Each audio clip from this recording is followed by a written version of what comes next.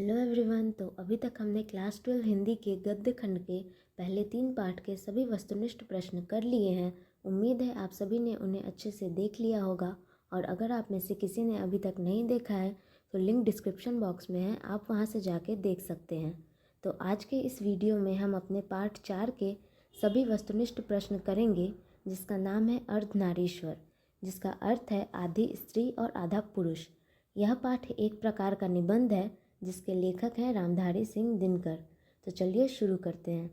प्रश्न संख्या 1 है, अर्धनारीश्वर शीर्षक निबंध में शंकर और पार्वती का किस प्रकार का रूप वर्णित है? ऑप्शन नंबर ए आदर्श, ऑप्शन नंबर बी यथार्थ, ऑप्शन नंबर सी कल्पित, या ऑप्शन नंबर डी वास्तविक। तो अर्धनारीश्वर शंकर जी और पार्वती जी का कल्पित रूप है, जिसका आधा अंग पुरुष का और आधा अंग नारी का होता है। तो इसका सही उत्तर हो जाएगा ऑप्शन नंबर सी कल्पित। तो चलिए अगला प्रश्न देखते हैं। प्रश्न संख्या 2, रामधारी सिंह दिनकर किस विश्वविद्यालय में उपकुलपति के पद पर रहे हैं? ऑप्शन नंबर ए भागलपुर विश्वविद्यालय, ऑप्शन नंबर बी रांची विश्वविद्यालय, ऑप्शन नंबर सी पटना विश्वविद्यालय, या ऑप्शन नंबर डी पाटलिपुत्र विश्वविद्यालय। तो इसका सही उत्तर हो जाएगा ऑप्शन नंबर ए भागलपुर विश्वविद्यालय। तो चलिए अगला प्रश्न देखते हैं। प्रश्न संख्या 3, नारी और नर एक ही द्रव्य की ढली 2 प्रतिमाएं हैं, किस रचनाकार की पंक्ति है? ए मलयज, बी जयप्रकाश नारायण, सी रामधारी सिंह दिनकर, या डी भगत सिंह। तो इसका सही उत्तर हो जाएगा option number C Ramdhari Singh Dinkar. हमारा अगला प्रश्न है प्रश्न संख्या 4, नारी और नर एक ही द्रव्य की ढली 2 प्रतिमाएं हैं, यह पंक्ति किस शीर्षक पाठ की है? Option number A O Sadanira, option number B Sipahi ki माँ, ऑप्शन नंबर सी अर्धनारीश्वर, या ऑप्शन नंबर डी प्रगीत और समाज। तो इसका सही उत्तर हो जाएगा ऑप्शन नंबर सी अर्धनारीश्वर। तो चलिए अगला प्रश्न देखते हैं। प्रश्न संख्या 5, दिनकर जी को निम्न में से कौन सा पुरस्कार दिया गया था? Option number A Padmashri, option number B Padma Bhushan, option number C Padma Vibhushan, या ऑप्शन नंबर डी पद्म। तो इसका सही उत्तर हो जाएगा option number B Padma Bhushan. हमारा अगला प्रश्न है प्रश्न संख्या 6, अर्धनारीश्वर पाठ के लेखक कौन है, या अर्धनारीश्वर किसकी रचना है? Option number A Namvar Singh, option number B Ramdhari Singh Dinkar, option number C Hazari Prasad Dwivedi, या option number D Ramchandra Shukla. तो इसका सही उत्तर हो जाएगा option number B Ramdhari Singh Dinkar.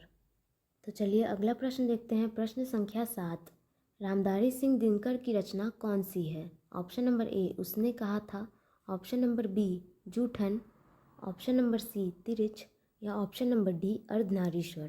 तो इसका सही उत्तर हो जाएगा ऑप्शन नंबर डी अर्धनारीश्वर। अगला प्रश्न है प्रश्न संख्या 8, दिनकर जी का जन्म बिहार के किस जिले में हुआ था? Option number A Samastipur, option number B Begusarai, option number C Patna, या ऑप्शन नंबर डी भोजपुर। तो इसका सही उत्तर हो जाएगा ऑप्शन नंबर बी बेगूसराय। अगला प्रश्न है प्रश्न संख्या 9, रामधारी सिंह दिनकर के पिता का क्या नाम था? Option number A Jai Singh, option number B Ravi Singh, option number C Rana Singh, या option number D Phool Singh. तो इसका सही उत्तर हो जाएगा option number B Ravi Singh. तो चलिए अगला प्रश्न देखते हैं। प्रश्न संख्या 10, दिनकर जी की पहली काव्य पुस्तक कौन सी है? Option number A Kurukshetra, option number B Hunkar, option number C Rasvanti, या ऑप्शन नंबर डी प्रणभंग। तो इसका सही उत्तर हो जाएगा ऑप्शन नंबर डी प्रणभंग। तो चलिए अगला प्रश्न देखते हैं। प्रश्न संख्या 11, दिनकर जी की पहली कविता किस पत्रिका में प्रकाशित हुई? ऑप्शन नंबर ए छात्र सहोदर, ऑप्शन नंबर बी छात्र पत्रिका, ऑप्शन नंबर सी छात्र मित्र, या ऑप्शन नंबर डी इनमें से कोई नहीं। तो इसका सही उत्तर हो जाएगा ऑप्शन नंबर ए छात्र सहोदर। हमारा अगला प्रश्न है प्रश्न संख्या 12, दिनकर जी की पहली कविता कब प्रकाशित हुई? ऑप्शन नंबर ए 1920 में, ऑप्शन नंबर बी 1925 में, ऑप्शन नंबर सी 1930 में, या ऑप्शन नंबर डी 1935 में। तो इसका सही उत्तर हो जाएगा ऑप्शन नंबर बी 1925 में। अगला प्रश्न है प्रश्न संख्या 13, निम्न में रामधारी सिंह दिनकर की रचना कौन है? Option number A Shishupal Vadh, option number B Nal Damayanti, option number C Urvashi, या ऑप्शन नंबर डी रहस्य कथा। तो इसका सही उत्तर हो जाएगा ऑप्शन नंबर सी उर्वशी। तो चलिए अगला प्रश्न देखते हैं। प्रश्न संख्या 14, बुद्ध और महावीर ने नारियों को कौन सा अधिकार दिया? ऑप्शन नंबर ए संन्यास लेने का, ऑप्शन नंबर बी भिक्षुणी होने का, ऑप्शन नंबर सी पति के त्याग का, या ऑप्शन नंबर डी इनमें से कोई नहीं। तो इसका सही उत्तर हो जाएगा ऑप्शन नंबर बी भिक्षुणी होने का। चलिए अगला प्रश्न देखते हैं। प्रश्न संख्या 15।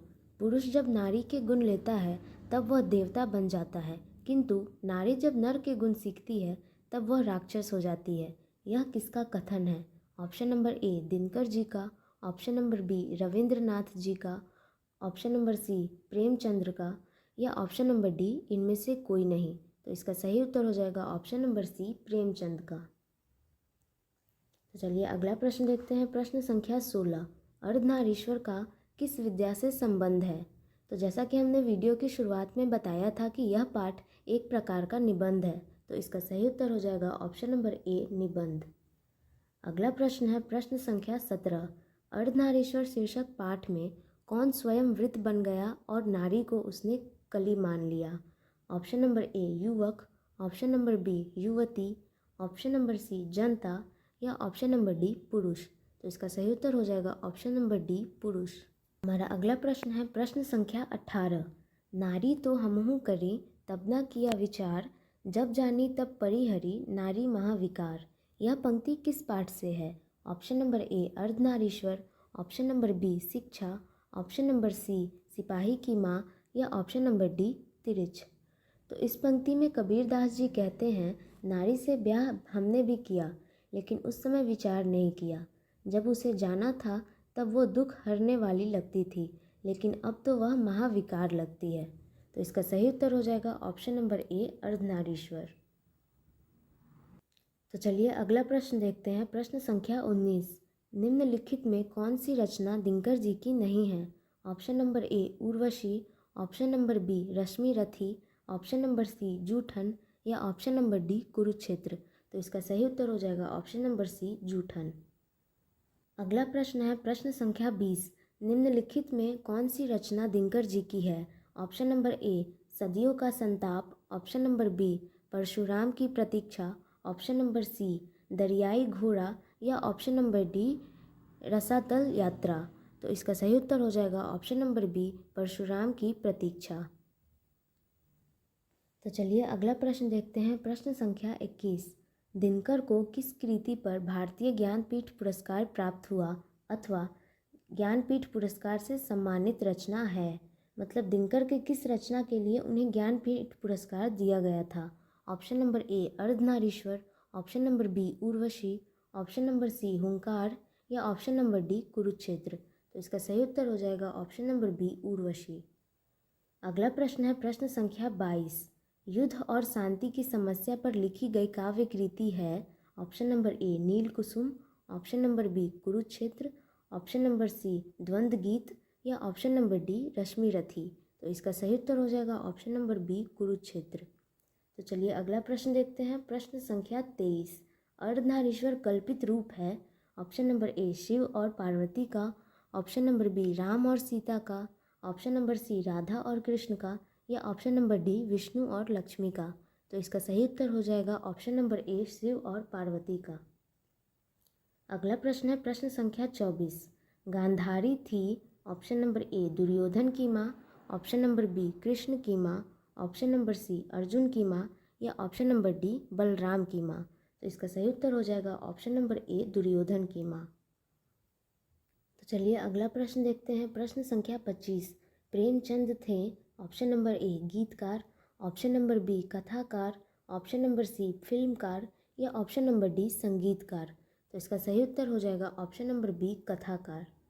अगला प्रश्न है प्रश्न संख्या 26। दिनकर का जन्म कब हुआ था? ऑप्शन नंबर ए 23 सितंबर 1908 को, ऑप्शन नंबर बी 22 दिसंबर 1912 को, ऑप्शन नंबर सी 28 सितंबर 1911 को, या ऑप्शन नंबर डी 25 सितंबर 1913 को।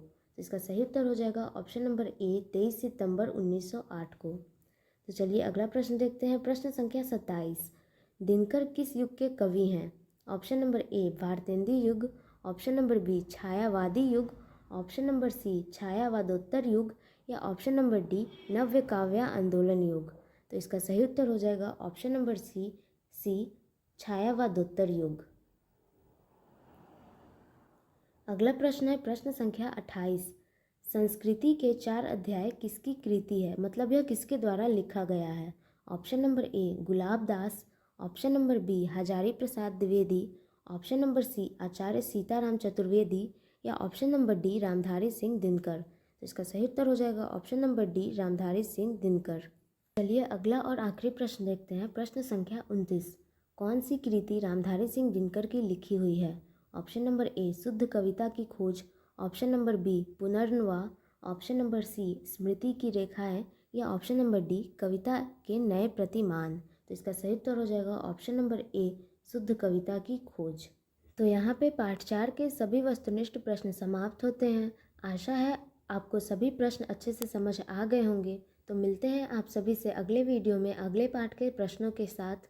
तब तक के लिए अपना ध्यान रखें और पढ़ाई करते रहें। यहाँ तक वीडियो को देखने के लिए आपका बहुत बहुत धन्यवाद। हेलो एवरीवन, आज के इस वीडियो में हम क्लास 12 हिंदी के गद्य खंड के 5वें पाठ के सभी वस्तुनिष्ठ प्रश्न करने वाले हैं।